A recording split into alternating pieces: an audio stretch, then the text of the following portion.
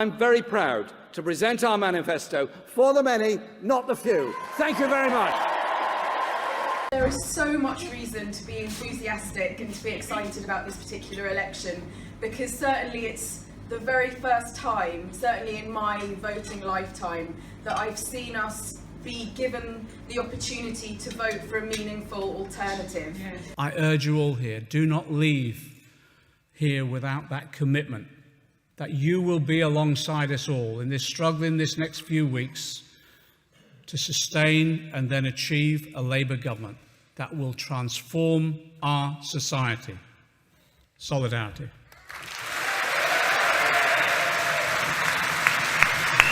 Possible. Canterbury can never go Labour. Canterbury can never go Labour. Oh yeah? Yes. Who says so? Who says so? It's like being at a concert, isn't it? I think he presents honesty, integrity, authenticity. 30 years we haven't had something like this. The gap's becoming smaller and smaller, and I think it's starting to be very promising. How does that feel? Exciting? Incredibly. It's time to vote Labour on Let's go out there and show we can do this thing together. We believe in Corbyn, and we believe so much that we have joined together at a rave that is completely unpolitical, because we believe Jeremy Corbyn stands for what we believe in. He believes in the NHS, he believes in education, he believes that everyone should be exactly and equal, and we should all be who we are. Here's a fantastic chance, an opportunity.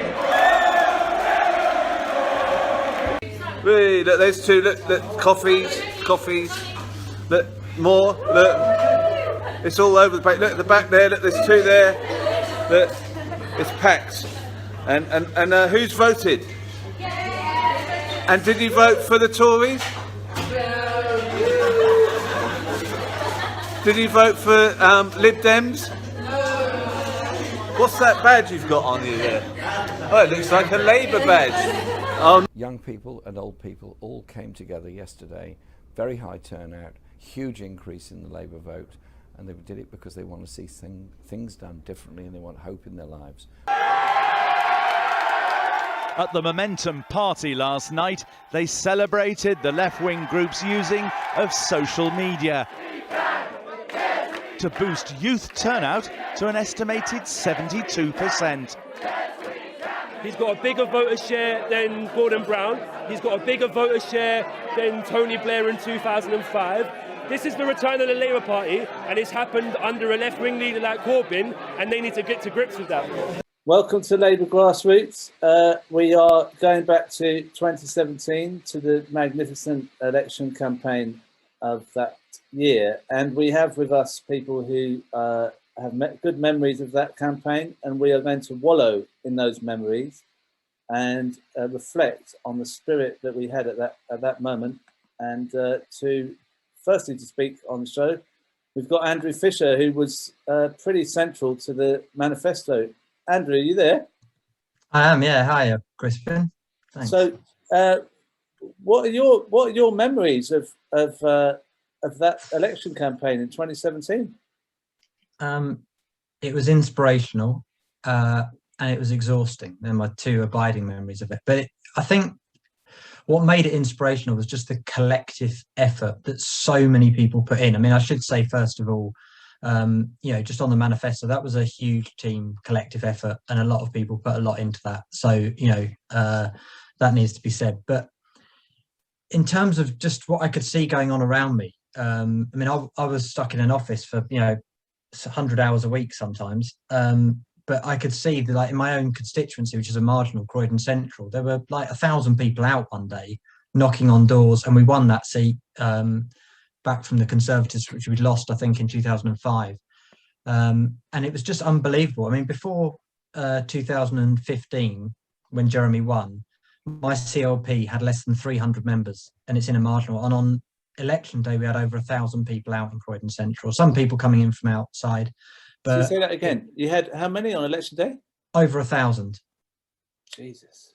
It was incredible. I mean, there were a number of seats like that, Battersea as well in London. I mean, the London, obviously, membership went up to quite incredible lengths. But what was amazing is Momentum did this thing, I don't know if people remember, called Find Your Nearest Marginal or something like that. I think it was called that. It was like an app that you could just click on, put in your own postcode, and it would just go, right, you need to be here, canvassing here. That's where it's going to make a difference. And it was incredible. And then, obviously, once we saw the election results coming in that night, I think we need to put it in context. Labour had lost in 2010 badly with 29% of the vote. We'd lost badly in 2010 with 30% of the vote. We'd had a second leadership election following an attempted coup the year before. We started the campaign 24 or 25 points behind with YouGov, and we ended up nearly level with the Tories, 2.4% behind, I think, in the end. We had the best share of the vote since 2001, the first election in which we gained seats as a Labour Party since 1997, and the largest increase in the share of the vote since 1945. I mean, it was quite a remarkable election. And although we lost, we shouldn't overstate it, because we did still lose. There's a hell of a lot we should learn from that campaign, because it is the only semi-successful election campaign we've had in a generation as the Labour Party, and unfortunately in 2019 we went back to trend. Labour has been on a downward trend since 1997. Went down in 2001, down again in 2005, down in 2010, down again in 2015, slightly up, in fact quite significantly up really, in 2017, and then down again dismally, let's be honest, in 2019. So yes, we should learn the lessons of defeats, but we should also learn the lessons of what did work. And for me, I think there are 2 or 3 things that work, but I don't want to make a speech. You tell me what you want to talk about, Kristen. You go ahead. I mean, you're central to this, because the manifesto was very important to getting everyone behind the campaign, wasn't it?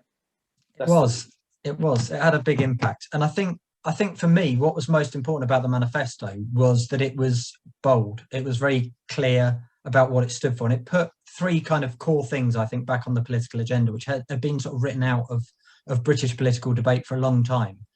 It talked about public ownership. It said we're going to do public ownership. It said we're going to redistribute taxes. We're going to tax the people at the top, the corporations, the very richest, and we're going to redistribute that in public services and social security to normal working people. So it was bold about those things. It also was clearly anti-austerity, and it talked about investing in our public services unashamedly. And I think those 3 things, to get such an advance on a manifesto that said that, I think was really significant. And we shouldn't forget as well that when the manifesto leaks, and it nearly gave me a heart attack that night when our good friend James Schneider phoned me and said, I've just had a call from the Telegraph, you sitting down, that the manifesto's leaked. And of course it gone to about 5 people at that point. And I just remember going even whiter than I usually am, and just going, "You're kidding, aren't you?" And I said, "Is there any way they're not going to run it?" And he went, "No." And then the Mirror got hold of it as well. So it had been leaked in an attempt to damage us. That was the attempt. And actually, it did us a favour, because it meant the newspapers reported on it twice, on the day it leaked and then on the day it was officially launched. So in a sense, we got 2 bites of the cherry to say, look, these are our policies. They're popular, and people thought they were popular. And our vote went up massively. I mean, if you look at the opinion polls, from mid-May onwards, we're just on this upwards trajectory that took off. And it's not just me that said that. Emily Thornberry, who's fairly middle of the party, I would say, politically, said the manifesto was the star of the show. Keir Starmer, in his leadership election, said this is our foundational document. Let's hold him to that. I would say, because it's important that we do have a think about that. But yeah, I look back on it as such an inspirational campaign. There's so many things I could talk about, but I'll shut up because I've talked too long. Maybe you come back towards the end, because we've got other things to talk about after this. So we'll reflect. We're going to reflect on 2017 and the amount of activity that went on in that election campaign. And one of the reasons why I thought this was a good discussion was I was speaking to comrade Peter, who was on Sunday's show, who's in Canterbury CLP. Peter, are you there? Yep. Hi. Hi, Peter. How you doing? You all right? I'm okay. Yeah. Very Well, good. Yeah. What Waiting in return of an email. Oh, okay. Well, we'll talk about that one on Yeah, Sunday. yeah, But yeah. what I was impressed with, and I had a conversation with you, was that you in Canterbury, which is one of the famous victories of that whole election, and you told me that what you did for the campaign. Could you tell everyone what you did on that campaign in 2017? Well, it's funny because in the clip you got Thornbury, and I actually went down to the train station and picked her up and walked through the high street with her. And as we was walking up through the high street, I remember people passing us, and one of them was my cousin, and he was very excited about the fact that Labour was all over the town or over the city's high street. And so me personally, I took 6 weeks off work because I don't know, I had a really gut feeling that there was a change in the air, and I was very hopeful. And then when we started knocking the doors, and I was given the task to run the villages, which is the whole way around Canterbury, and which we've never won. We've never done any good in these villages. And I got a team together, a lot of them on here actually. We just went for it, and we used to go out every day. And at the time we had no manifesto, we just had us. And they didn't know who our candidate was. They didn't know Rosie Duffield. They didn't know who she was. They thought it was, often they thought it was us, you know, they're saying, you the candidate. But what we were doing was just talking socialism to them. You know, being upfront, just talking about what we believed in. Because the crew that was with me, or I was with them, whichever way you want to look at that, were all absolute momentum people. They were all good socialists, and they still are, even though they're struggling to hang on in the party. And we just went round as a massive force. And I remember we was doing things like the first batch of leaflets we had out, we were putting on it, lend us your vote, we need to get rid of. You know, little things like, oh, we like your roses in your garden and stuff like that. Just little notes we was putting on the leaflets by hand. And we were getting shouted at in the street, hey, we're with you. We're with you. We want him got rid of. And then, of course, what Andrew just talked about, the wonderful leak. Well, we had no idea, because we were confronted with the leak at the doors. And that was just nuts, because we, for the first time, was hearing the manifesto coming from the people the opposite way round. And it was like, wow. But it was breathtakingly refreshing, you know. And of course, this was just, bang on what we needed. And of course, once we got the manifesto in our hands, what we did, we done 100 of the top subjects and just put them on a sheet of paper and put on the back of your book, on your card, and just went round with it and answered the questions on the door. And we just worked from 9 o'clock in the morning till about 9 o'clock at night, just carrying on doing that. Interestingly, I had But did you say 9 till 9? 9 o'clock in the morning till 9 o'clock at night, usually, yeah. With breaks in between. Casual, that's kind of the casual figures that are coming out. Andrew's saying there's 1,000 people in Croydon, like it was just a bit no big deal. And you just said you worked from 9 till 9 on a campaign, and you were just halfway through a sentence. That's why Labour socialists are really good on economics, mate, because we can just casually throw these numbers out. Anyway, I mean, figures. Our CLP, right? The day we was voting Corbyn in, there were 6 deep outside down the street, round the corner, right? 6 deep, wanting to come and vote for Corbyn to be elected as the Labour leader, right? That was one big impression I had, and that was a venue we could use about half a dozen chairs, mate, and used to stack it out after we couldn't get them all in. And then the next thing was when was when we looked at how many members had joined, and we went from like sort of figures that Andrew was describing to just under 1,700 members. Wow. We're now at the balance of around 1,700 members at the moment. We lost a few, gained a few. We've got a few Liberal Democrats joined the party, hoping to sit with some knights. So what was the membership before the election then? It was about 300 and something. It weren't very big. Well, it went from 300 to 1,700. Oh, 300 and something. I mean, the figures, I haven't got the figures to hand, but it definitely escalated massively, yeah. And that was because of Corbyn. There's no two ways about that. This idea that Corbyn is not popular is a bit of a fallacy, isn't it? I mean, you know, he was extremely popular. But the thing was, what we found in Canterbury was that the manifesto that stood with him and by him, which Andrew is all over by the sounds of it, was absolutely the thing that nailed it, you know. Don't forget, of course, that Julian Brazier increased his vote. His vote increased. It didn't go down. He didn't lose voters. He increased voters. So he was increasing voters and we were getting more. And it wasn't the students, because when they looked at the figures afterwards, the Julian Brazier accused us of getting 8,000 students out and doubling their votes and all these criminal activities. Well, the top and bottom, there's only 2,700 registered. So that's just put that out the window. And I've got to move on, but I just remember you said something else, which was that you got the GRT vote out in Canterbury. We did, yeah. At that point, and also when I stood like you're standing now, I stood as to be a councillor in a ward later on, still on the back of Jeremy Corbyn, where the difference between the last election, we were 1,780. I brought that down to just over 173 difference in the vote. And that was GRT that come out. That's because I live in an area there's a lot of GRT.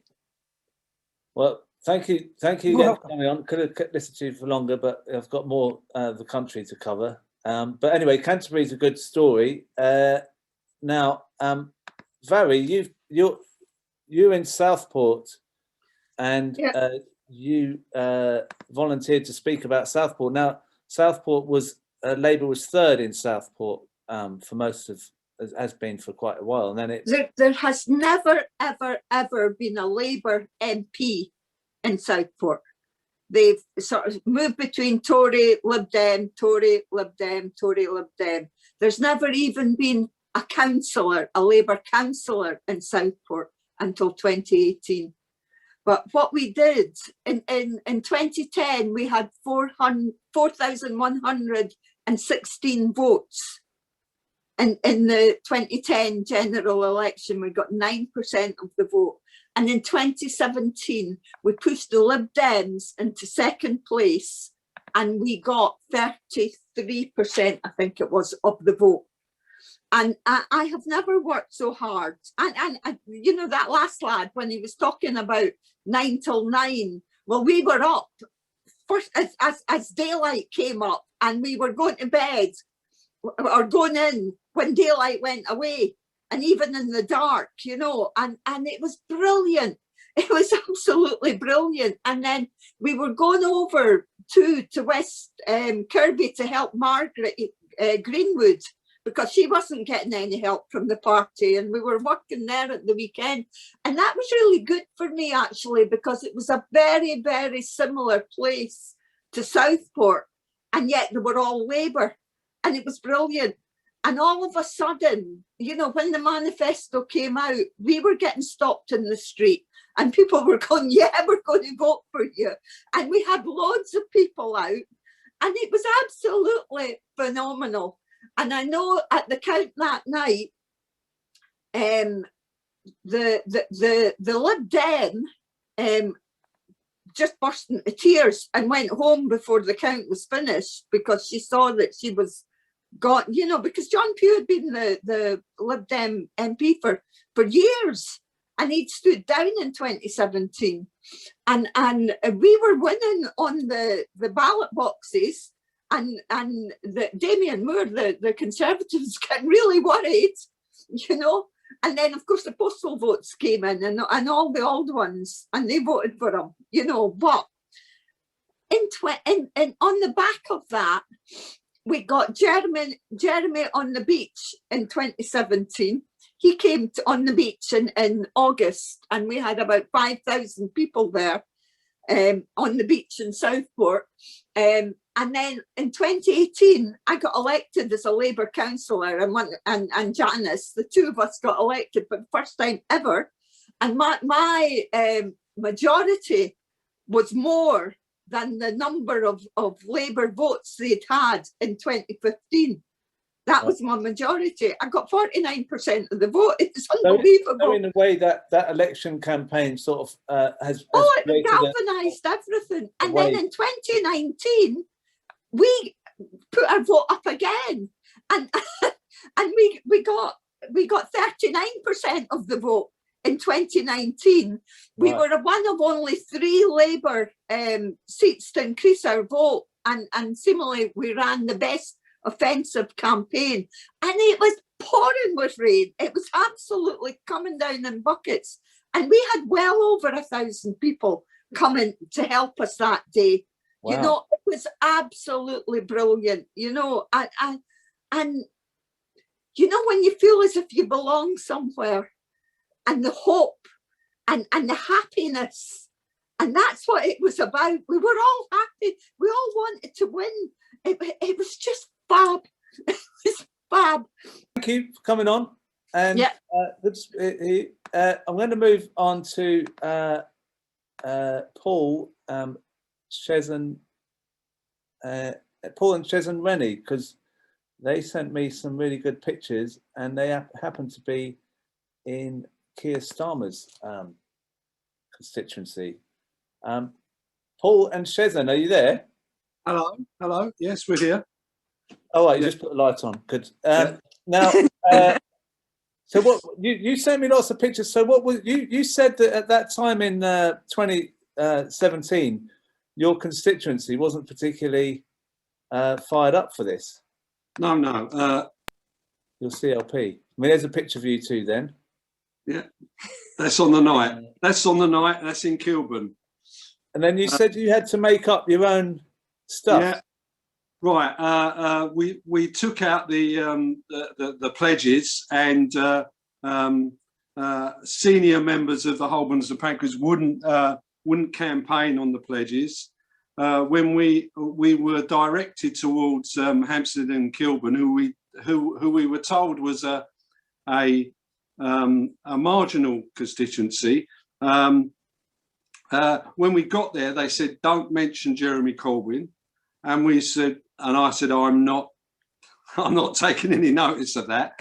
So what Camden Momentum done was done our own campaigning. We had a demo on the high street, which like people actually flocked to.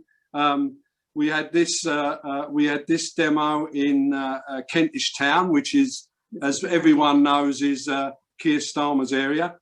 That's the election agent of Keir Starmer. Keir Starmer's election agent telling us off because we were campaigning during the election. So there was some very, very disappointed, but there was at least kind of 100 to 200 Momentum members and left people campaigning. That's another one where we got told off. They took pictures of us and said they were going to send it to HQ and HQ, yeah, and report.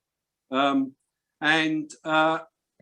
it was a wonderful campaign for us. You know, we campaigned on it. Some of my colleagues that there was councillors that wouldn't go. Refused to campaign with people because they had their manifesto with them and the pledges. And like I say, not much has changed since. Very hostile towards the left. Very hostile. there was actually a very muted reaction to Labour doing well in the election. But we had the same kind of thing. A lot of us were working in Kilburn. There was actually so many people that we couldn't, that they didn't have enough. They didn't have enough election sheets for people to come out. And also, you know, when I thought, oh, this is going to be a good, is when, like, a young person of 18, 19, I say, have you voted? He says, yeah, I voted. I said, what? Anyone else in the house? He said, Mum, Dad, have you voted yet? Usually it's the other way round, you know, and like, get out there and vote, you know. And it was the old thing of, you know, like groups of young people, mostly young people, just actually go on Labour, Corbyn, you know. It was a real great, it was a wonderful feeling. But, you know, beneath that, there was a lot of people, and I mean, I think I've said this, that Starmer said to one of my colleagues that he thought there would be blood on the floor after the election. So he didn't think that we were going to do so well. It was a real. So after that, the constituency party and the leadership have done their best to undermine Corbyn for the rest of the up till 2019. But it was a wonderful campaign. Yeah. Sorry, Shezan should say something. No, you've covered everything. Well, thank you for that, and thank you for sending your pictures in. I asked people to send pictures in of the campaign as they remembered it, and I've made a short sort of video of those, and I'm going to play that now, so we can all.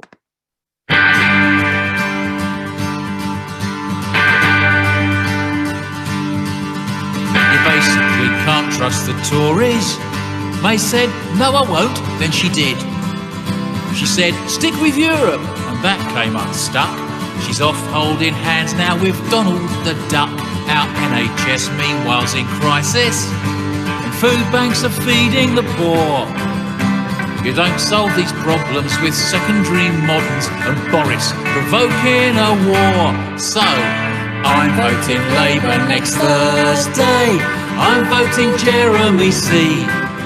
I'm voting for hospitals, voting for schools, getting the funding they need. I'm voting for peace and justice and anti-austerity. I'm voting Labour next Thursday, JC 4pm for me. I'm voting Labour next Thursday, JC 4pm for me. And that's kind of reflects the way that campaign to me was about lots of people making their own initiatives. And what Paul and Shezan were saying then was almost the same thing. As people would make their own banners up if they weren't given them. People would distribute posters if they knew that other people needed them. It was a kind of and also that Find Your Marginal app was helpful. But one of the stories of the campaign, I'm really pleased that she's come on the call, was the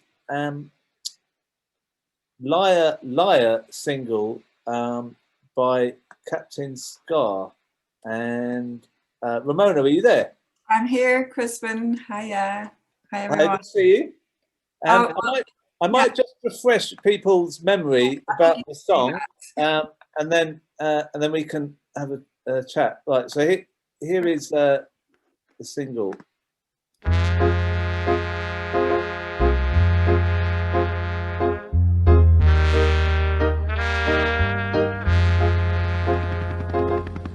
We have a mission to make Britain a country that works, not for the privileged and not for the few, but for every one of our citizens. And together, we, the Conservative Party, can build a better Britain.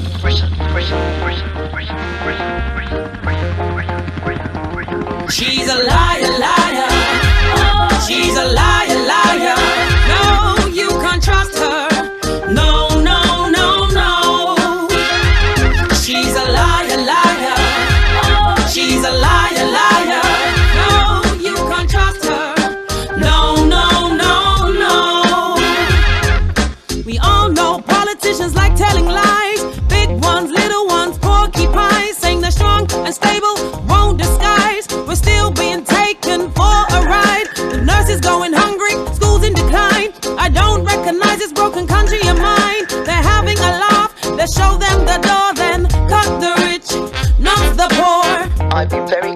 think we need that period of time, that stability, to be able to deal with the issues that the country is facing. I'm not going to be calling a snap election. She's a liar, liar. Oh, she's a liar, liar. No, you can't trust her. No, no, no, no. She's a liar, liar. Oh, she's a liar, liar. No, you can't trust her. No, no, no, no. I want to have a government that doesn't think that fascism is where it's at. 'Cause putting the mother of all bombs into tiny hands can go very wrong. I'm hoping for a future for my child where she can grow and feel inspired. Do everything in your power you can. People rising up is the only plan. When future generations look back at this time, they will judge us not only by the decision that we made, but by what we made of that decision. They will see that we shaped them a brighter future. They will know that we built them a better Britain. She's a liar, liar. Oh, she's a liar, liar. You can't trust her. No, no, no, no. She's a liar, liar. She's a liar, liar. No, you can't trust her. No, no, no, no. She's a liar, liar. She's a liar, liar. You can't trust her. No, no, no, no. She's a liar, liar. She's a liar, liar. You can't trust her. No, no, no, no. Wow, what a catchy song that was, and also tell us that where did that go? Did that get to #1 in the charts? It did, didn't it? I think you're. Oh, I've muted you. No, you should be unmuted now. There you Okay, go. there we go. Yes, I mean, it brings back so much fond memories, actually, that song, and that whole collaboration on the build up to releasing it. We didn't get to #1, we got to #4, which was, I think, really, really good. Oh, well, very good. Didn't manage to get to #1, but you know, we planned this for quite a while. Captain Scar, obviously, the song, the original song was 10 years prior, and it was about Cameron, Osborne and Nick Clegg. So that was actually their original. And we had Captain Scar play at our big demos, you know, in 2015, if you remember, 250,000 people marched on the streets of London, starting at the Bank of England, ended up in Parliament Square, just when Jeremy threw his hat in the ring. He travelled down from the north of England, from a hustings, and that was his first big outing, really, when he put the hat in the ring and spoke to 250,000 people with the policies that he believed would be the right for the country. And that moment sort of electrified, I think, hundreds of thousands of people. But yes, moving on then to 2017, when he was well on his way and we were sort of completely, obviously the People's Assembly is, we don't affiliate to any political party, so we didn't say vote Labour, we said Tory, we had to go Tories out and sort of really focus on what they were doing, the lying, the corruption, the austerity that was absolutely wreaking havoc through the country. So that was our way of an intervention, really, from our side. We really wanted to be involved. We really wanted to do something, and we knew that, you know, we could be a bit more naughty maybe than the Labour Party could be. So we decided we would be the rascals of the election campaign, and we teamed up with Captain Scar and we decided, yes, let's do this. Let's do a mix of it, and put that out. And so, you know, we worked hard sort of throughout all channels. We got into the press really quickly. We had alerted NME, and so we were ready to go. And obviously then through our connections with the trade union movement and on the campaigns, we put teasers out and we were ready to go. And we knew that actually one of the tools that we could use was that the establishment, they're not going to allow this to play. Are they going to allow this to play on the airwaves? So we thought, no, they're not. So let's use that to our advantage. So, I mean, do you want this played on the radio? You know, download this now. And actually, I think by the end of May 2017, it was the most downloaded tune in the UK on Amazon and iTunes. And then by the 2nd of June, it was #4 in the charts.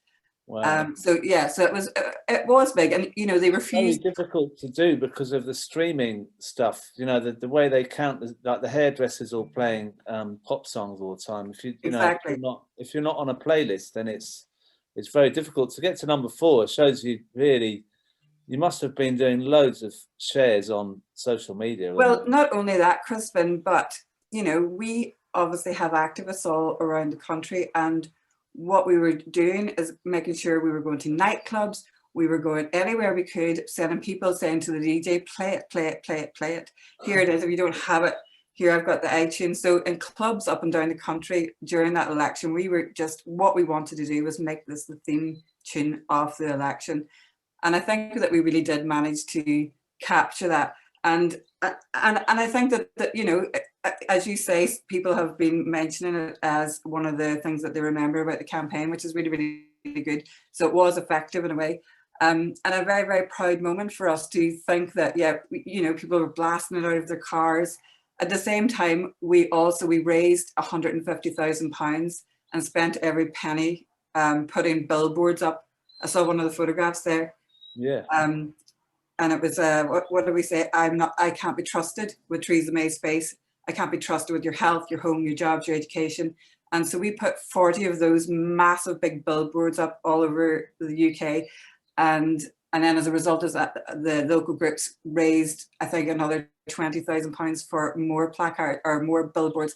So I think the People's Assembly had a huge intervention actually in the 2017 campaign. That was fantastic, and the collaboration between different groups, all working for Jeremy, was something that we really, I mean, it's just unbelievable. Everyone under the same umbrella, in a sense. I think that, yeah, that was absolutely fantastic. And another thing that I would say, you know, I think that, and I'm so happy that you call a meeting like this as well, Crispin, is, you know, to look back on the great achievements and the powerful, and listening to everybody tonight, you know, that was a really special time. And listening to Mhairi as well, you know, just thinking about how she felt so connected and you know, felt that she was part of something that was really great. I think that let's not lose sight of that. Definitely let's not lose sight of that. We can't have that back. I think it's been really difficult with the pandemic and COVID.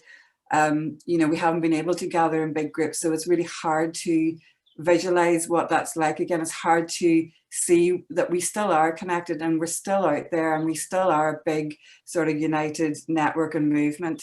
So don't lose hope in that. And I don't know if I hope you don't mind me mentioning, Crispin, that the People's Assembly have called for a national demonstration. It's the first thing really since the lockdown will be lifted on the 21st of June. So on the 26th, we've called for a national demonstration in London. And if any of you are from CLPs, have a look at the People's Assembly website. You can download a motion there and put it through your organisation. If you want to be part of that, join that, come to that, it'll be in London. And I think that will be the first time that we can actually see that again, be part, have every part of the movement together in massive, massive numbers, and maybe start getting that feeling, that energy back that actually we're still here. We haven't gone anywhere. We just need to sort of reignite what we had in 2017. Yeah, that's right. We've got to start getting that energy back. Thank you very much for coming on, and good to see you. You too. Oh, sorry. And I'm going to bring on Wanda in Stroud, who is unmuted. Are you there, Wanda? Yes, I'm here, thank you. Now, you sent me, you were very kind to send pictures of Stroud, and I think you had a great campaign down there. Do you want to tell us about what happened in Stroud? Yeah, it was absolutely fantastic, amazing, really quirky and multifaceted. Got old timers said they'd never seen anything like it in all the decades that they've been supporting Labour. There were people who were sort of phoning the picture of the office there, thank you. People were phoning up, they were walking, it's near the town centre. People just walked past, stuck their heads in the door and just asked if they could help. They weren't members, they weren't necessarily, you know, long-time supporters or anything like that. Never been involved in politics before. It was just like, people were absolutely clamouring, you know, the posts that you put in the gardens. They were competing, said, oh, my neighbour's got one, can I have one too? And people would say, oh, the Greens have put one up across the road, can we have some Labour ones, please? You know, so the streets are absolutely lined with Labour posters. It was absolutely incredible. But the two big things that we did, we actually won this campaign, by the way. We overturned a 5,000 majority and got our Labour MP back. He'd lost in 2010, he'd lost in 2015, and he won in 2017 because of all this. Anyway, the important things that we did was we set up in pubs for voter registration. Obviously, it couldn't be a Labour thing, but some of the landlords were very supportive. They'd actually give free pints to anyone who registered to vote, which was really helpful. And another thing that was really good was we sent teams of 2 people outside schools when the parents were waiting for the children to come out, and someone had worked out the figures. So each individual school, what the cuts, how it would affect them, how many pupils they'd lose, how many teachers they'd lose, how many books they'd lose, you know. And so we handed out these, and there were mums and perhaps dads as well, never voted in their lives, no idea about voting, didn't know they had to register, never done it before. And so we could talk to them, and they were absolutely horrified at what was going to happen to their children's schools. So obviously we got all of those on board. Now, just to sort of finish off, oh, by the way, campaigners and momentum people and campaigners were told to avoid us, to go to Bristol, but they ignored that and they came here instead. And so it was really good because there's a very, very widespread area. So we had people like from Gloucester and from Cheltenham who would do the outskirts that were a bit difficult for Stroud people to do. So that was really, really helpful. And just to sort of finish off, like I said, on polling day, someone mentioned earlier, absolutely pouring with rain. We're in the southwest and it's normally dry, and it was a really, really wet, horrible day. And we had a group of youngsters. There's a big roundabout. So there's 2 A roads that cross just outside the centre of town. And you know, when people coming back from work, there's a bunch of youngsters with whopping great big Labour posters. They were dancing and sort of singing and waving about in the pouring rain, and sort of drivers were just driving by and tooting. And we actually had people on Facebook afterwards send messages say, oh, I was coming home from work, had a rotten day, was really tired, I was going to go home and put my feet up, but when I saw all that happening, I actually went out and voted for you. You know, so that really, really worked. And anyway, to be honest, I don't think we'll ever see anything like it again. It was such a shame. It was wonderful. Thank you. Well, I'm sorry to hear that. It was a bit of a downbeat ending, but no, you couldn't match that. I mean, you know, it would well, maybe, but we'll try and live in hope. Thank you, Wanda. Now I've just noticed that Jeremy Corbyn's on the call. He's just come in. I asked if he'd come in just for a sec because I know he's busy, but I just wanted to. I don't know how long he might be around, but Jeremy. Hello. Are you there? Can you hear me? Yes, I'm here. Yeah. Jeremy, we've just been reflecting on 2017, the campaign, the energy. I mean, the numbers. I mean, like Andrew Fisher was on talking about Croydon having 1,000 people on the election day. We spoke to Peter in Canterbury. He was doing 9 o'clock till 9 o'clock at night for 6 weeks. He took off work. We've had Mhairi in Southport saying she went out as soon as the sun went up, so she was before Peter. So there's a kind of unbelievable activity going on in 2017, and obviously the manifesto. You know, Andrew was talking about that and how it was leaked. What's your memory? I mean, it must have been incredible to be leading this movement of thousands and thousands of people wherever you went, all screaming your name, and just, you know, the energy. I've never known anything like it in my life. What was it like for you? Well, the campaign started in a very weird way because anyone that says they knew it was coming in April 2017 is talking nonsense. I don't believe anybody really knew except Theresa May, who then announced she was going to call the election. But the funny thing was, we got a message from Downing Street early that morning saying the Prime Minister was making a statement that morning, but they wouldn't say what it was.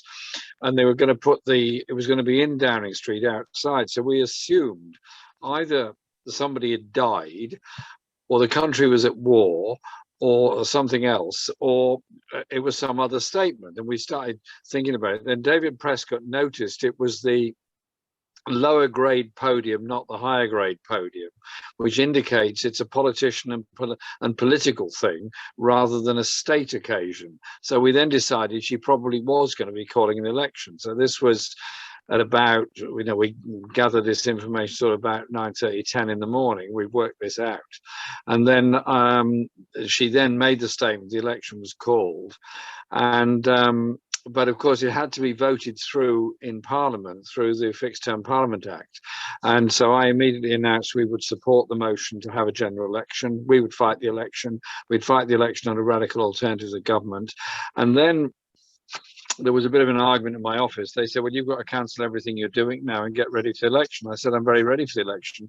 Thank you very much. But I'm committed to meeting a group of carers in Birmingham this afternoon, a carers conference.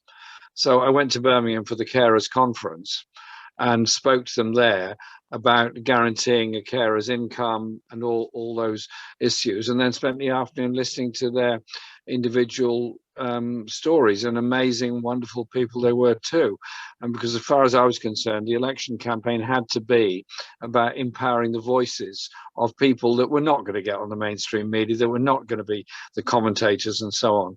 And we then set off on campaigns, and as Andrew explained, we decided we'd do this event in Croydon. So we sent the word round at about, I don't know, 1 o'clock or something, that I'd be in Croydon at 3. And we got to Croydon, it was absolutely ram-packed with people. We got off the train, walked around a corner, and there it was. Massive demonstration. And then we went off around the country on various things. And I knew we were way behind in the opinion polls at that time. I knew how tough it was going to be. And as far as I was concerned, the only way was up, the only way was out on the streets doing the campaigning. And I went to Manchester and did some phone bank work in support of candidates for mayor election and so on there. Then we're coming back down south, and we went to Warrington, and I said to the person who was driving, I said, what are we doing in Warrington? He said, oh, you're just going to this person's house and just wish the canvassers well. They haven't selected the candidate yet. There won't be many people there. It won't take long. So we're driving down this road in Warrington, and suddenly there's a massive crowd outside this house, and I assumed it was a wedding or something. So we went there, and it was indeed the preparations for canvassing, and it was several hundred people. And so I spoke to them from standing on somebody's garden wall and addressed the merry throng. And then we did a bit of door knocking, and I went off to Crewe. And again, I was told the same thing. Oh, you're meeting a dozen people in the square in Crewe. There was nearly 1,000 there. And we just did a rally, and it disrupted the market because there was a market there. So I apologized to the stall holder. So one of them lent me a stall to stand on to make the speech for the rally.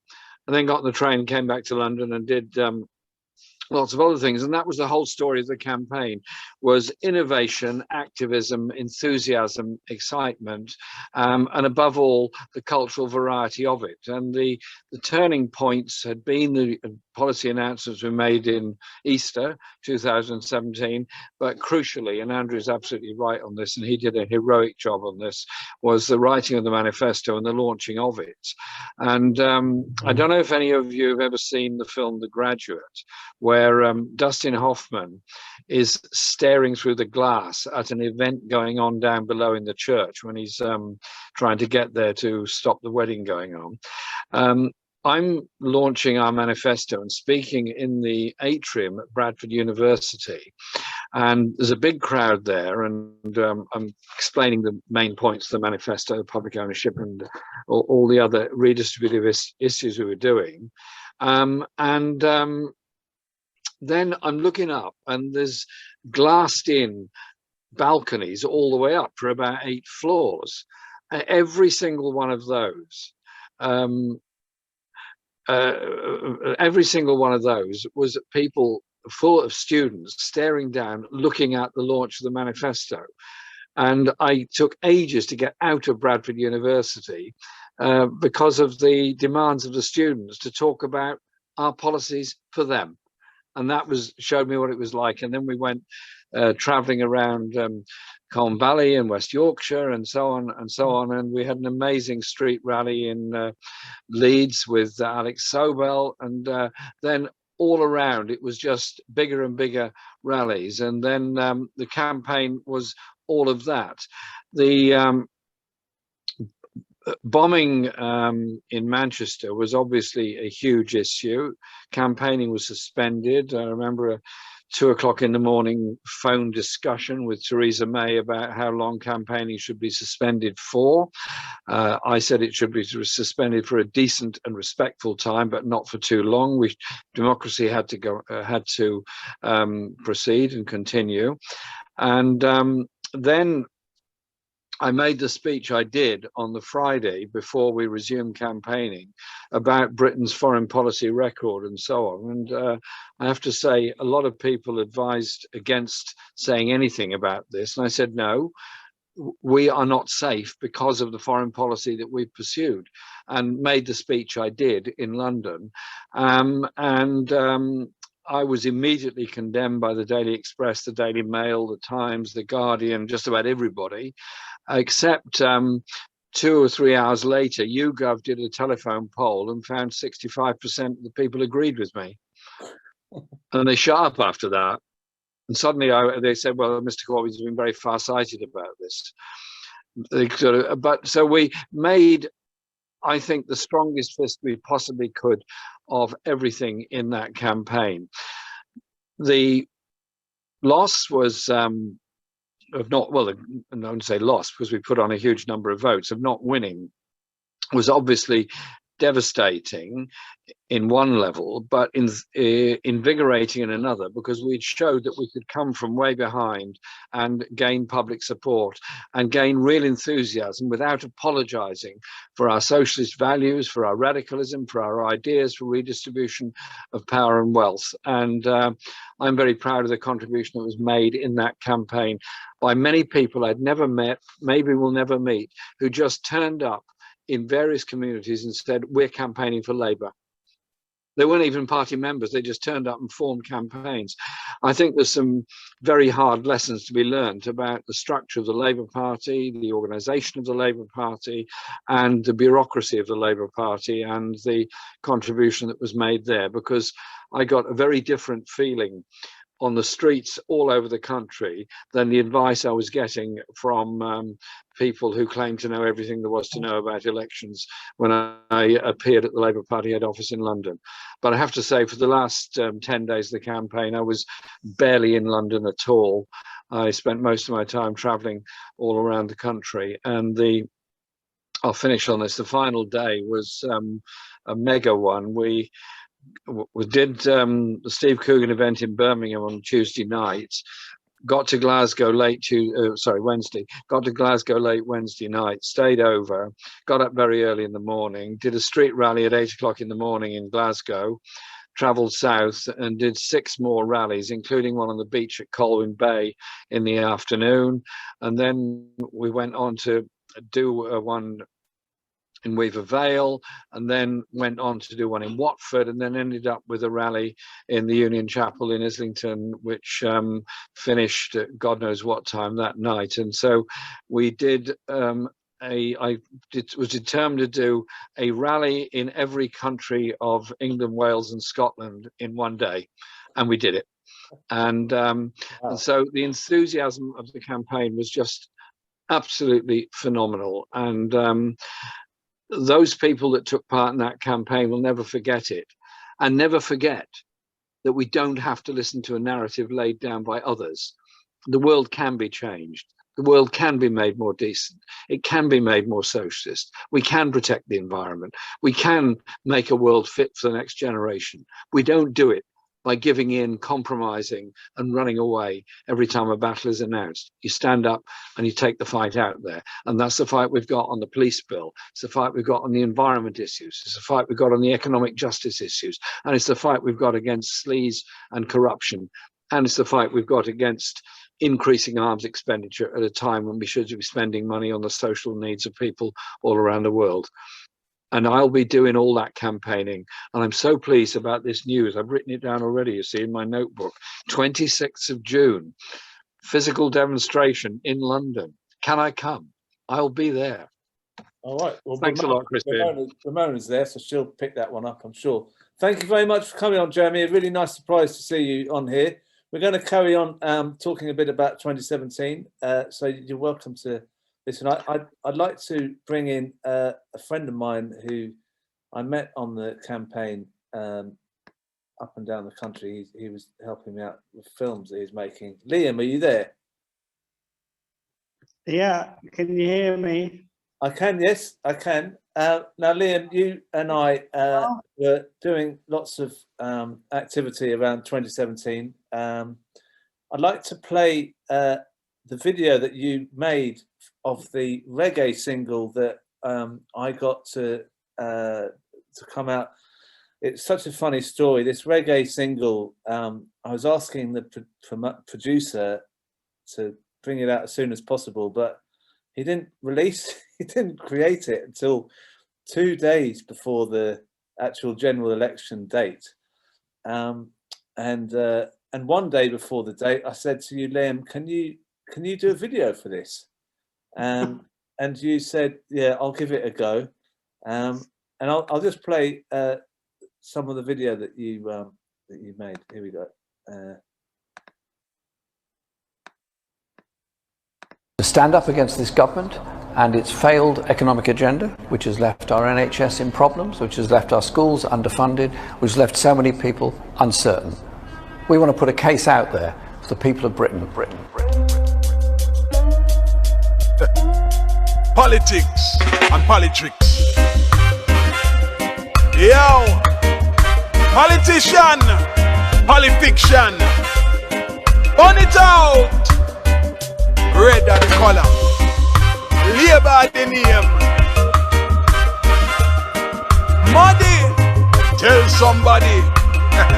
Teacher General, say sing out. Borders, close your eyes. That fascist media and its lies. Your little clique. Poor people anthem. Will never change. Oh, you mean? You will not call them by their names. How many children will it take? How many jungles in Calais to see the danger? Vote them out, vote them out. In this day and age of discontent and rage, you somehow talk to the whole of them. And it's more that you wait. William General Peter, I am the voice of the people. So let me speak. Manifesto promises, none never keep. Pile up the poor in a big rubbish heap. That's how we get paid. Know you talk cheap. Sick people cannot get bed to sleep. Hungry and needy without food to eat. But you best remember what you sow you will reap. Prime Minister, your time up cause you're weak. Think we would have followed you foolish like sheep. Now you lose all your sheep like Moby. Understand we cannot always give out hands, something for nothing. No, the people want change. Things have to rearrange. So let us take away their homes. They were only ever theirs on loan. Knock them down and build 1,000 luxury homes. For real. In this day and age of discontent and rage, you somehow take people are weak on them. And it's what that you wait. Only 1% and live comfortable. Meanwhile, 99% we miserable. So we happy every Jeremy remove the devil. Only a fool believe the earth level. Time to open up your eyes. Wolf them a dress up in a sheep disguise. Time to realize real eyes see real lies. Stand up on the count it. Now you have a choice. Open up your eyes. Take a word from the wise. If you're discontented, now at the time to raise your voice and give them a big surprise. Are you on, Gemini? Give them I'm going to leave that one there because in a minute you get me dancing to that, and I'm not having people watch the dancing. So, but Liam, that was an incredible.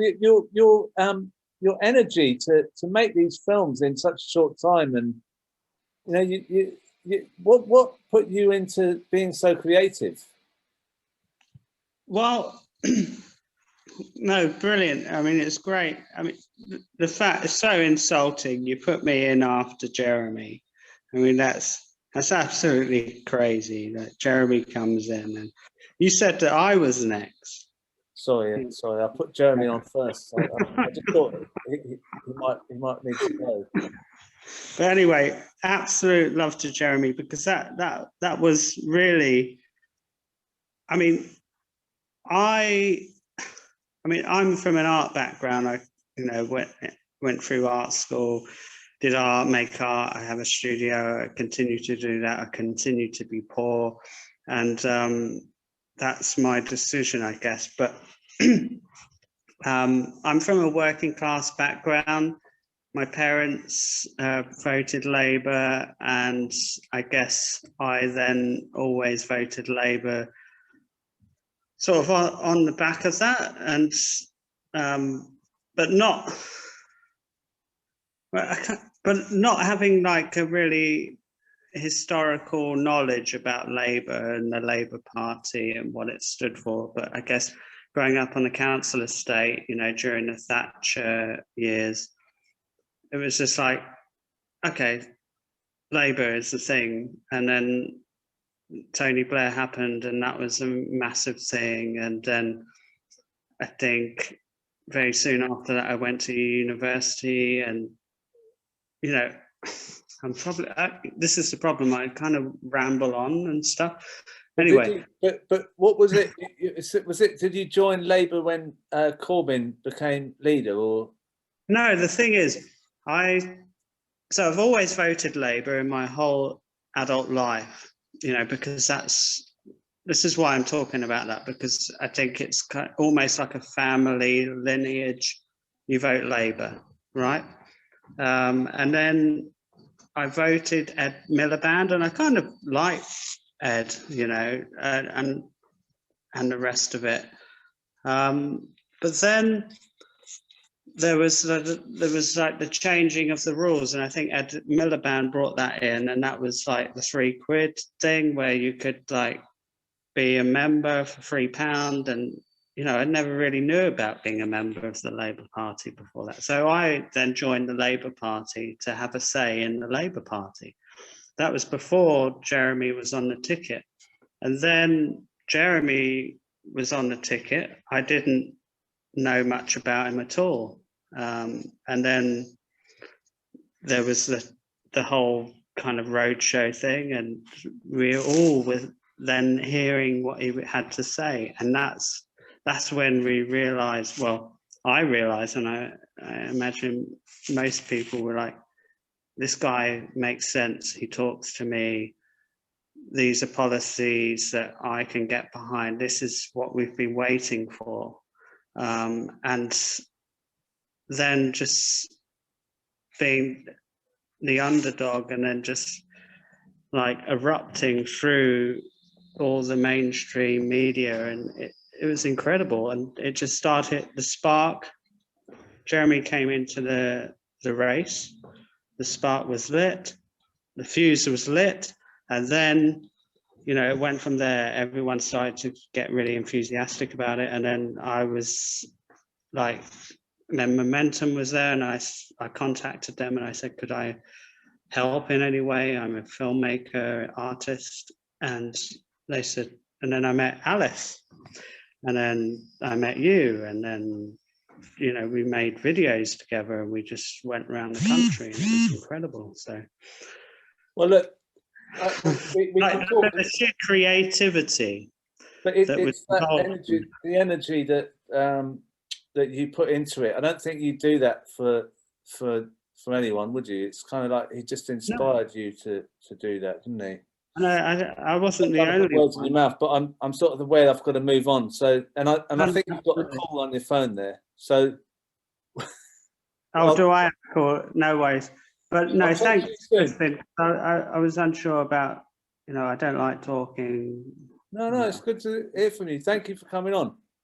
But it is what it is, and really, I've actually dropped out the Labour Party since I gave Starmer a chance, and I dropped out because there is no vision, there is no enthusiasm, and it'll be interesting to see what happens in May.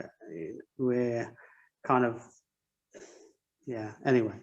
All right, thanks for leaving it on down there. Right. Yeah, of course, but love to Jeremy and love to you. You are an absolute maestro, and thank you for everything that you've done, man. Oh, thank you, dear. Thank you. The check's in the post. Yeah, cheers. Thanks. Now, what I wanted to. There's so many people that have. I kind of wasn't. Yeah, I wasn't kind of expecting Jeremy to come on. I mean, I wish he hadn't come on. He's kind of ruined the show. He's kind of gone on too long now. I'm only joking. I'm going to bring on Mick because Mick hasn't been on for a while. And are you there, Mick? I'm here. Can you hear me? I haven't seen you since a year ago. I know. Can you give us 2 minutes or so on your memories of 2017? Yeah, I mean, I think a lot's been said. But my constituency was Lee, a very safe seat at the time. But we bordered Bolton West, which was a marginal. And I was the chair of Wigan, Lee and Makerfield Momentum. So we decided we would go to Bolton West and have a good go at winning it. And we were absolutely thrilled on the first Sunday we met that we got on the car park in a little town on the edge of Bolton called Atherton. And there was hundreds of Momentum members there from all over the Northwest. And Julie Hillen, who was standing for the seat, openly wept. She cried. She'd never seen anything like it in her life. She just could not believe it. So we hit a very large council estate in Aberdeen, and it is large. And the feedback on the doorsteps was amazing. Young people with children, of course, free school meals, pensioners, the triple lock, keep the triple lock. And it was fantastic, Crispin. It was absolutely fantastic. But halfway through that campaign, Julie said to me, I am not getting the funding, Mick. I'm not getting the funding that I should be getting for this marginal. And at the time I brushed it off and I thought, no, we can do this. We can do this.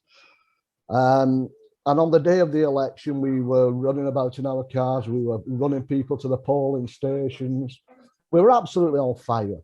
And what nobody's mentioned, we had a fantastic manifesto. But what nobody's mentioned, Kristen, we had 7 weeks. That's all we had. We had 7 weeks to try and win that election. And we came so close to winning that election. Now, we didn't win Bolton West. It was announced that we had, and we were all cock-a-hoot.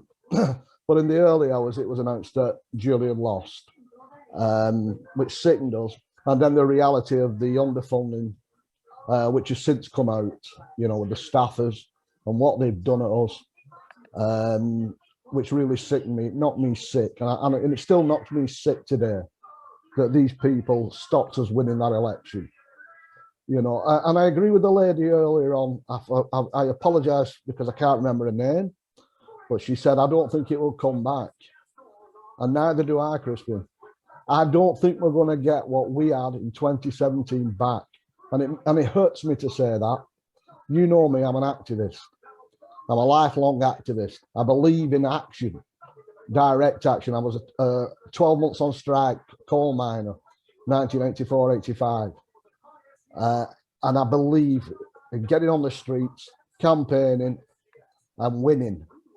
And I don't believe we can, I really don't believe it's going to come back, Crispin. And it breaks my heart to say that.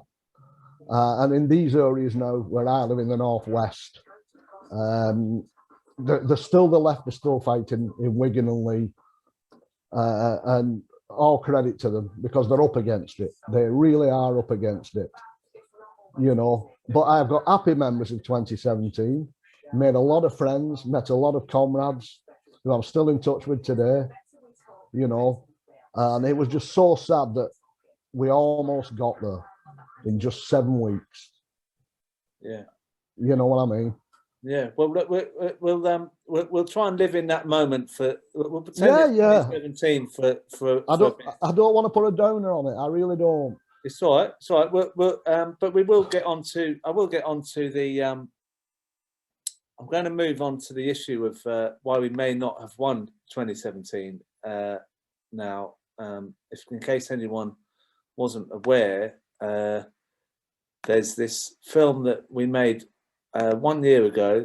We had a meeting, a Zoom meeting, which had a massive. I think it was 1,000 people with it, and this is what happened at that meeting. If the report, if what's set out in the report is true, that a small group of senior staff and others sought to undermine the Labour Party in such a way we didn't win that election, well, of course we're angry. Of course we're angry. Of course we're concerned. And of course we want to discuss it. I, like many, absolutely worked my socks off, and lots of other activists in 2017. And to know that we were being scuppered by our own party has left people absolutely flabbergasted. This isn't about right or left. This is about right and wrong. Because it felt like we were fighting with one arm tied behind our back at times. Our senior people were willing the party to lose. Seeing it there laid out in black and white is incredibly heartbreaking. I'm crying about all the people who have suffered and died over the last 3 years when we could have had a Labour government. This is not simply about a few pretty appalling people sharing pretty disgusting WhatsApp messages that should be dealt with. This is a far, far deeper political matter about an attempt to stamp out the remotest threat of socialist ideas spreading in our society. It's horrific, isn't it? It's like they want to stop you. They want to stop like anything good. You know, we're a political party. We've got a breadth of opinion. It's not meant to be a private members club just for certain individuals who believe what they believe, and everybody else has to fall in line. And you would have only needed to send maybe 50 or 100 comrades there for a couple of weekends and we would have won. That's how close we came in Hastings. We lost by 31 votes. 31 votes. 31 votes in 2017. What happened with the National Party and Southampton Itching? Were they giving you enough money, enough support? No, absolutely not at all. About a week beforehand, the polls were saying, "Oh, you could win. You know, Labour could win it. Labour could win it." And we were saying, "Come on, we need to put more resources into here." And they were like, "No." Didn't have a candidate in place for the first 4 weeks of the election. We didn't get campaign literature coming through in terms of Labour North and support we were getting. It kind of came late. What happened in 2017 was a lack of support that could have taken us, I believe, over the line. I think that we need to look not just central headquarters, but also the regions and how they control the party so dreadfully. Bolton West, they were doing their best to organise it, but they were doing it on a shoestring, and there were lots of volunteers turning up, but it wasn't as well organised because it couldn't be. I think that definitely if we'd have had some more support and funding from the party, then we could have probably pushed the Tories to probably win that seat. I remember actually that on election night that the exit poll showed that we had a 90% chance of winning, and I was literally scratching my head thinking how that had happened, because we had such a lack of support from the party nationally and regionally. No funding, no regional organisation. We really owe it to all of those people who slogged their guts out to get a Labour government that something has to happen. It's not good enough what has happened so far. This is a testing point for us that we really need to address. So what we should do now is stay, don't leave, and we should be launching now the campaign to clean up the party at every level. So 1 year ago, we had the leaks, Labour leaks came out a year ago, and they shocked everyone. I mean, that was the largest Zoom meeting that we've had in the whole time since lockdown. And Pamela, you were on that Zoom. Are you there, Pamela? I am here. Yes. Hi, Crispin. Yeah, I kind of wanted to start the show by reminding people of how glorious the campaign was, because that's the context of this mean-spirited back office kind of manoeuvres that we seem to be alleged to have happened. What's happened since a year ago? Have we had any progress on this? Nothing's really happened, has it? I mean, it's been kicked into long grass. I have to say, Crispin, I'm usually so cheered up by your programme, and I feel so sad tonight watching all of that. I'm sure lots of other people do. All the kind of hope and enthusiasm and where we are now, and kind of, you know, just going into local elections and everything. Really nothing much has happened. We expected, remember Keir Starmer said back in April, I think last year, that there would be a very quick investigation and we'd find out what had happened, it would be dealt with. And yet now it's a year later and we still don't know when the report is going to be published. No one has really been held to account for this. And yet at the same time, we've got lots and lots of people being suspended for relatively trivial things. And we still have Jeremy, who is without the whip. So it's pretty appalling, really. Yeah, what can you say? One thing I do have to say, though, I know we're... Sorry, go on. No, I was just going to ask, what's the official reason why we haven't had anything from the Ford report? Well, now it's tied in. Now it's tied in with the Information Commissioner's Office investigations, isn't it? With the data breaches, I believe. I mean, they've given various reasons, but I can't see that there is any real reason to delay it. But it's tied in with, if people have ever made complaints to the Labour Party, have they ever been dealt with? You know, I've made numerous complaints about sexism, about transphobia, and never even got a response to them. So it's really hard to know what we do, because you can feel quite despondent, particularly listening to all the kind of enthusiasm and people saying, well, we'll never get that back. And I did want to pick that up just to say something about it, because I remember back in 2015, before Jeremy stood, that energy, that enthusiasm was there before Jeremy, before John. We mustn't make the mistake, wonderful as they are, to think this is all about 2 or 3 or even 12 people. It was about the energy and enthusiasm from ordinary people wanting change. That's what drove it. And that's what led to us getting Jeremy as the leader, because many of us pushed MPs to nominate him because they wouldn't have done so otherwise. So if we think it's all about 1 or 2 people, we are defeated. We can't have that. It is us that have that energy that we've got to push for this to happen again. It will happen again. Look at how much is going on, not just in the UK, but around the world, with people rising up and saying we've had enough. So please, we mustn't be defeatist. You know, we must take what happened in 2017 and the energy of 2019 election and build on that. Don't let them make us feel defeated. And just to say, I tweet always when I'm coming on your show, I always tweet and say, looking forward to coming on the show. And tonight there's been loads of trolls out, loads of them. Don't normally get it. And Andrew as well, they're doing, you know, we usually be out canvassing, all sorts of things, because they're frightened of the truth. They're frightened. Some of the ones tweeting about, you know, why we're on here are barristers. They call themselves human rights barristers, not our leaders. If you're a decent barrister, if you're a decent human rights barrister, you're interested in justice and truth. I haven't seen much of that really in the last year.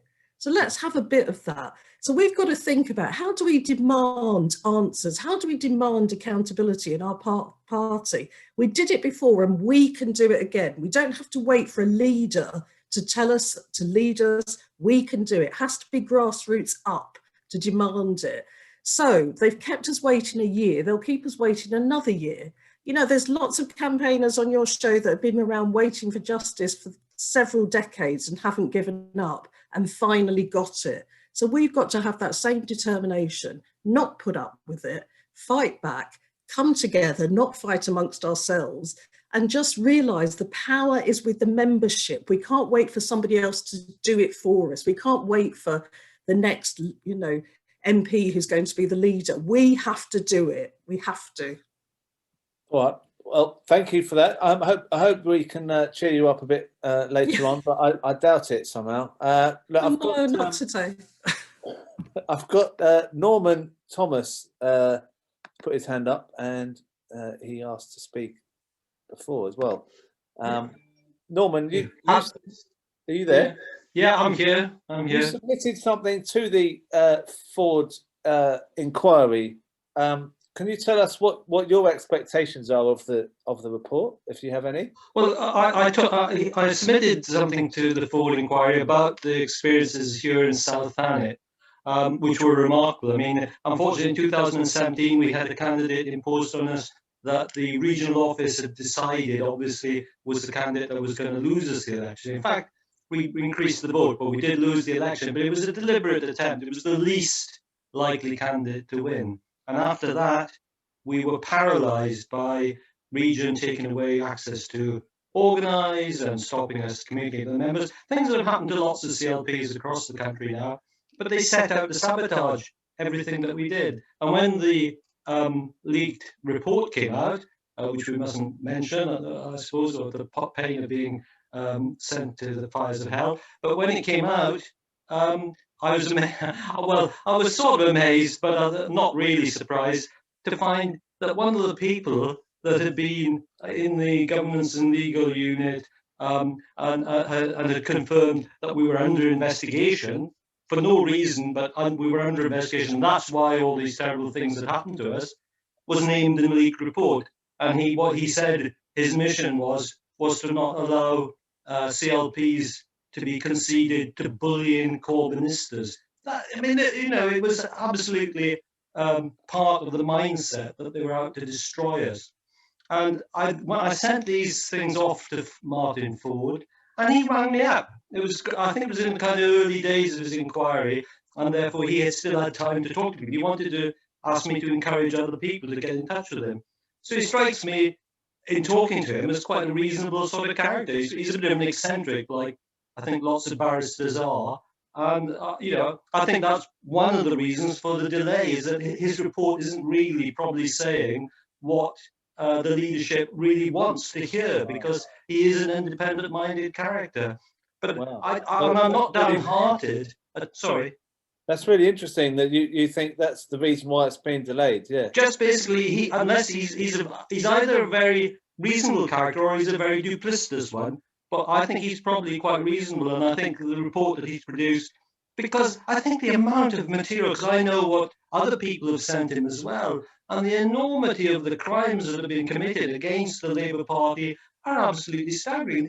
There was an act of huge sabotage that stopped Jeremy Corbyn from winning that election. I mean, it was the most appalling thing. But I'm not here to sound downhearted about that, because I think that spirit of Jeremy and the people who supported him, it can be harnessed again, it can come to life again, but what we've got to use it to do is to win back our party. There's no point in us trying to win elections if we've got a leadership and a bureaucracy that then perverts everything that we do and works against us. We've got to get rid of them, and we've got to institute a new way of running the Labour Party.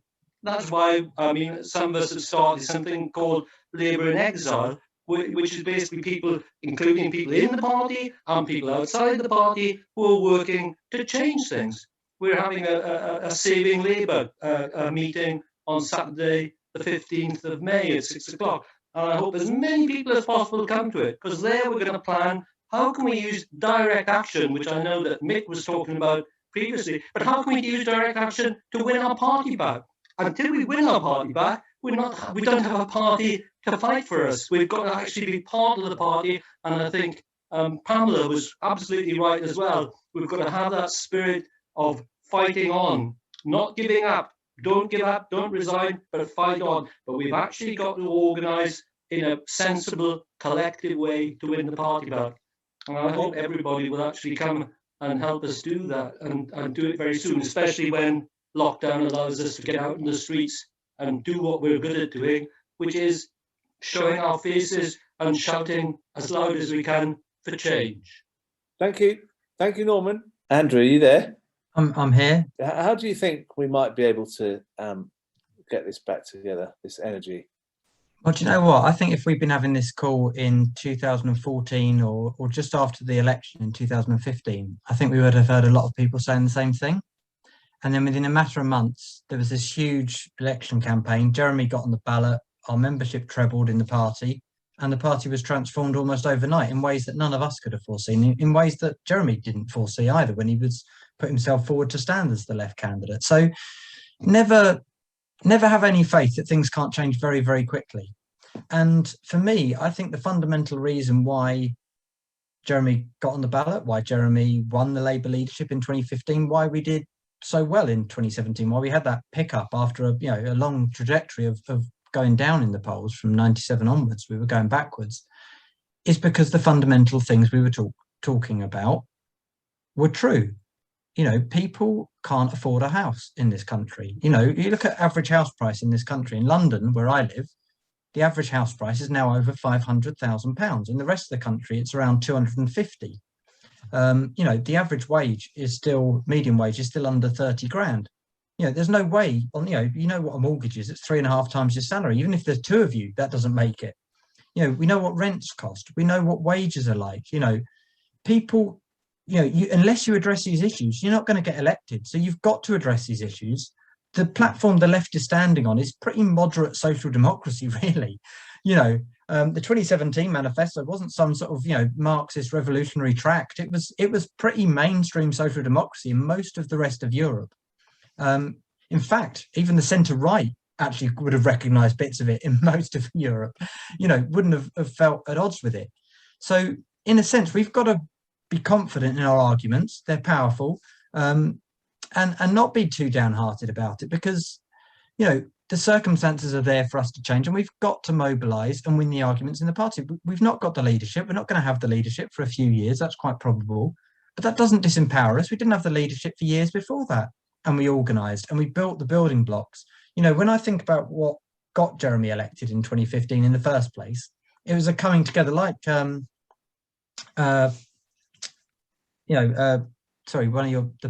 woman from the People's Assembly, whose name escapes me. Ramona. Yeah, Ramona, sorry.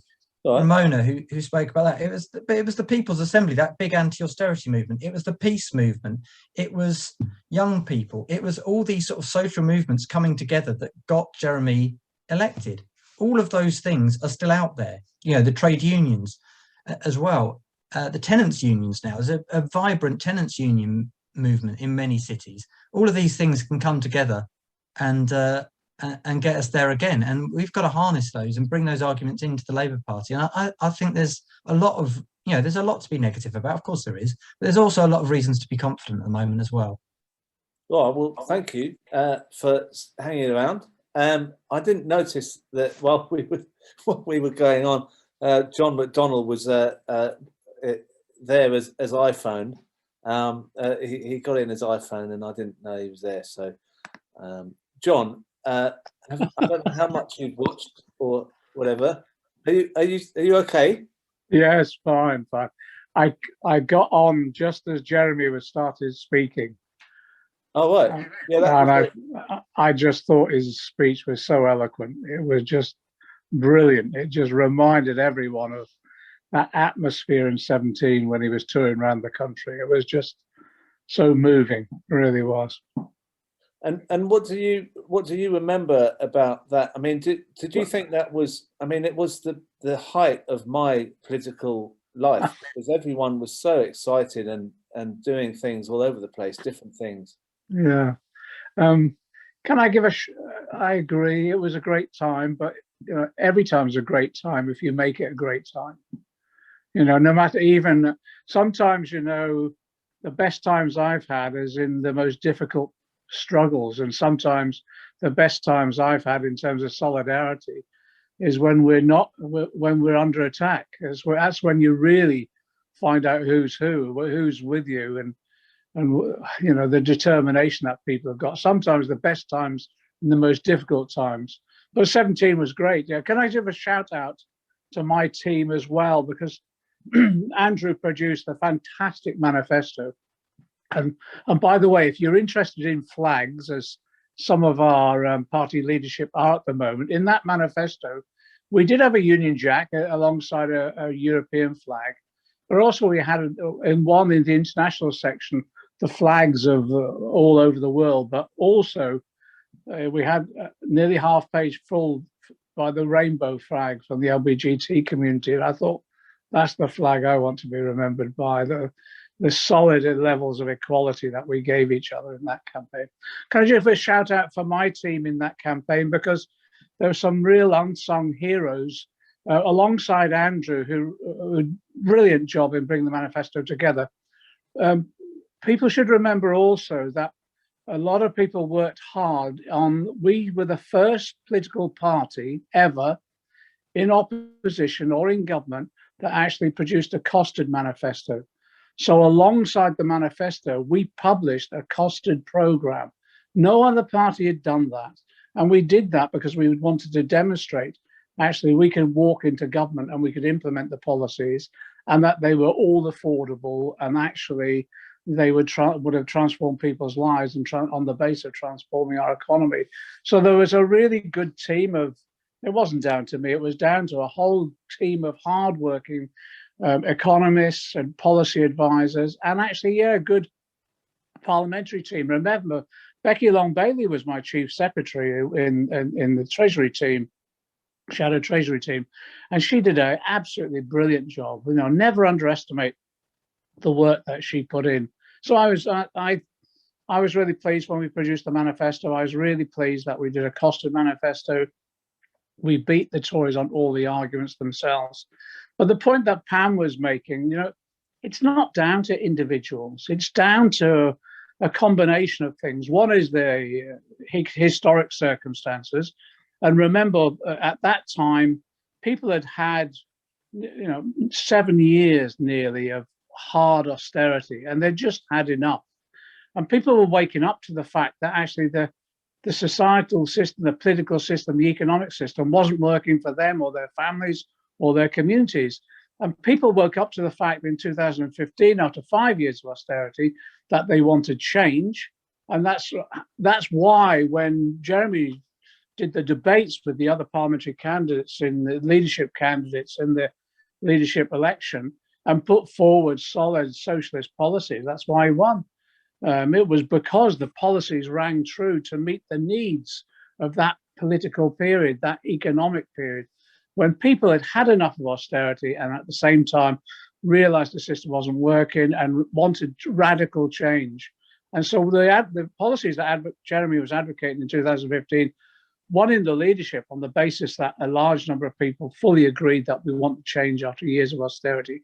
And remember, we were in a period where Labour had actually endorsed austerity for all that period. I really liked Ed Miliband and liked him then, but if you remember, Ed Balls, as the Shadow Chancellor then, introduced effectively austerity light. And I'll never forget that night when they abstained on the welfare bill, which was cutting benefits to working class people and disabled people in particular. So I think people just want to change. That's why they elected Jeremy. He articulately put those ideas for the change. We went on to 2017, and that same feeling of the system was not working for us, that same feeling that the economy wasn't working for people, same feeling that actually years of austerity had ground people down and they'd had enough. And they want to change it. And that's what nearly swept us into government. My anecdote, if you like, of election night was that I was given the task, I was given in each election, of going along to the BBC for the exit poll. And I can remember going to Elstree. The car picked me up. I left Labour HQ and I go to Elstree, and I've got James Mills, my press officer, with me. And we're going through different options about what I should say, bearing in mind what the opinion polls were saying. And the opinion polls were saying we were going to get hammered Even up until the last day, they were saying we're going to get hammered. And what I had in my mind is whatever you say at 10 o'clock on election night, you have to be really careful, because by 6 o'clock the next morning, it could all change. Anyway, I get taken into the studio and I'm along with a Tory called Michael Fallon. And he's really cocky. He's got a team around him. They're confident they're going to walk it and all this sort of thing. And we go in and Dimbleby's there. We sit down. Dimbleby then says, and now we can announce the poll. The poll comes up and it shows that basically we've done really well. Theresa May's lost their majority and all the rest. And I've got Michael Fallon beside me and I thought he was going to have a coronary. And I've had a heart attack and I thought I'm going to be doing CPR if I'm not careful here. And he couldn't believe it. And I was having to reassure him. I said, look, it's only an opinion poll, don't worry. Anyway, then as the results came out, we came so close. Let me just deal with this issue about the alleged sabotage. We have to be careful in our language, as others have said. These are allegations, and if true, they were the most appalling betrayal of our party that we've ever seen, an absolute betrayal. So we'll await the Ford inquiry. It looks as though it's been delayed because of this Information Commissioner inquiry. But I think the message to Keir Starmer is that we need this report out and we want the truth out there. And if it is true, and we, as I say, we have to be careful what we say in terms of legal language, etc. If it is true, we want consequences for those people that actually, well, didn't just prevent Labour going into government, it prevented a Labour government that could have transformed people's lives, absolutely transformed. The key issue, though, and this is the point that Pam made, really, you know, this isn't about individuals. This is about the political circumstances that we face. These are also about the movement that we build. The political circumstances that we build, that we face now, yeah, they're tough. Of course they are in terms of our own political party. But actually, I've never been more enthused than over the last 6 to 9 months. You know, we've had people, even in the COVID pandemic, young people pouring out onto the streets on Black Lives Matter. We've had the women at Clapham Common demanding an end to misogyny within our society. We've had strike after strike, even during COVID, which we're winning industrial battles. So all of that militancy hasn't gone away. And you know, we're now about to face the existential threat of climate change. And people are not going to give up. Extinction Rebellion will be back out on the streets as soon as we possibly can.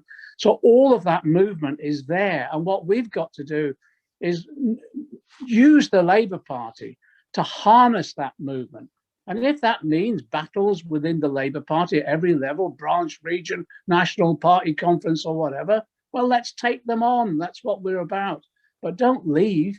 You have to stay and fight back. And on that basis, we will have a Labour Party again that can harness this massive social movement that's out there. You know, whether it's people fighting, renters union fighting against evictions, students campaigning against their own, the way the rents have been imposed on them, but also against tuition fees and what's happened there. Young people fighting for the future in terms of the environment, trade unionists fighting back against fire and rehire. All of that is out there at the moment. And what we've got to do is use the Labour Party to harness that, to get into government, of course, but remember what we're all about. It's not about winning power for ourselves. It's about winning power to give power away back to the people and back to communities. I think it's all to play for now. And of course, I agree, the issue about the point that Norm was making about Labour in exile, etc. What we've got to do is use the same creativity that we used in that 2017 election campaign that nearly took us into government, that same creativity to win the battles within the Labour Party now. And I think that we can do that. So it means people thinking through. We're not being oppositionists for opposition's sake. We're actually thinking through a programme of action that will restore democracy to the party. And again, I believe once we do that, will enable us to have a left leadership again. And I tell you, you look at the young MPs that are coming through, phenomenal. You know, they talk about the squad in America. Well, look at what we've got in terms of the squad in Parliament at the moment on the left. Bel Ribeiro Addo, Zara Sultana, Becky Long Bailey, Richard Bergen, Ian Byrne, you name them, they're out there. And I think there's such potential for the future. So what we've got to do is stick in, fight back, be creative, campaign all the time, and support that now, I think, rising new team that we've got on the left that will produce the leadership for the future. There's too many people depend on us. Too many people depend on us for the future, for us to desert the Labour Party at this point in time. And I'm not going to give up the party I've given my life to. I'm going to make sure that we stay and fight and actually we build. And someone said, will there ever be another 2017 atmosphere like that? Of course there will. Of course there will. The issue is when. And we can bring that forward sooner by making sure we mobilise within the party itself effectively and creatively. I'm really enthusiastic. I know people are a bit down at the moment because you see what Keir Starmer, others have done within the party. I think it's all to play for. I really do. And I'm someone who's a natural pessimist around these things, but actually I'm enthused about what we can do. And the key thing is now making sure we're bloody determined, to be honest, determined about how we go forward. Yeah, in solidarity. And Crispin, just I finally say to you, thanks for all you do, mate. I just all through this, you've been absolutely fantastic. And these events like this, I think really do encourage people, hold us together, but also it enables us to express our views and our ideas. And from it, I always take away something I've learned and something I can use for the future in the struggle. So thanks for all that you do as well. Well, thank you very much, John. And thank you for staying so late as well. Cheers. Now, John Dunn, are you there, John? I am indeed, Crispin. Sorry, it's just Jeremy came in and he sort of ruined the running order, and it's fun. I know my place in life, mate. I know my place. So, no. So what's your take on 2017? Were you campaigning then? What do you think about the leaks? You know, the Orgreave campaign, we dropped everything and went, you know, full pelt into that election campaign. Not just because we were in Manifesto, but because we've got a leader who'd been on our picket lines in '84. I've travelled all over country. One of my eye spots was trying to get in to meet Theresa May at South. You know, she was meeting ordinary people. Well, I said there's nobody more ordinary than me. In fact, I'm so ordinary, I'm extraordinary. And all that happened is the special branch threatened to arrest me because I'm walking in with an Orgreave flag. And then I tried to catch a lift with Beth Rigby off her Sky News. I said, if you get me in there, you'll have an even bigger story than one you've come for. But they weren't interested. But, thanks for showing everything, the energy, you know, the last rally I went to, I was sent to take an Orgreave flag down to Colwyn Bay in North Wales.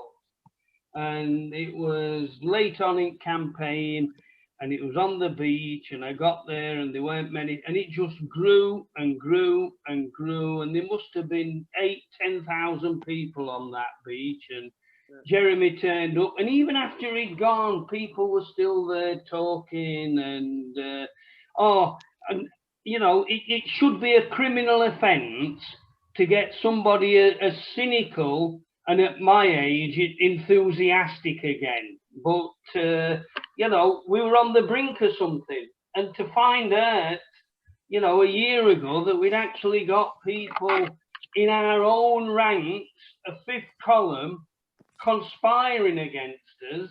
And I know John McDonnell used the word alleged. No, there's no alleged about it. They did, and we knew it. We could not put our finger on what was happening, but to think that these people were prepared to see Boris Johnson in office than have a left-wing Labour government. And, you know, with every right to be angry, but like John McDonnell said, we shouldn't get down. We should not be dispirited. Does anybody think Ricky Tomlinson and the Shrewsbury 24 are flat on the ground, crying into the beer? Amazon, are now being challenged by Unite, the world's biggest multinational, headed by the world's richest man, is now being taken on. If we can't get enthusiastic about that, if we can't get enthusiastic about all the people that have been braving COVID to kill the bill and to turn out against the Chiz bill, the Deliveroo strikers, we've got lots to be optimistic about. But if we turn all our life into the Labour Party, and feeling despondent just because we can't pass a resolution, then we will be down. But in order to achieve anything, in order to get, you know, socialism back on agenda, I think we've got to deal with that fifth column. And we've got, you know, people have been putting in the chat, and it's been said about taking direct action. We have. With, you know, if Starmer won't deal with them, if the Starmeroids are happy enough to have these people, then we've got to do it ourselves. You know, throw the moneylenders out of the temple type thing. You know, and I'm a big believer that if you've got scabs in your rank, and that's what these people are, you have to deal with them. And I'll tell you something, I've got good experience of dealing with scabs. And if anybody wants to buy me a drink, once we get back to normality, I'll give them private lessons in how we deal with these scabs. And, you know, let's do that. Let's sort them out and turn all that enthusiasm that we had and all the anger we've got now about being robbed into action. You know, we'll fight for our party, definitely, but get involved in all these fights. Tune in to Real News on YouTube and see, you know, what the blacklist campaigners are doing. They're bringing multinational corporations to a standstill, a small handful of them. So, yeah, there's lots to get enthusiastic about.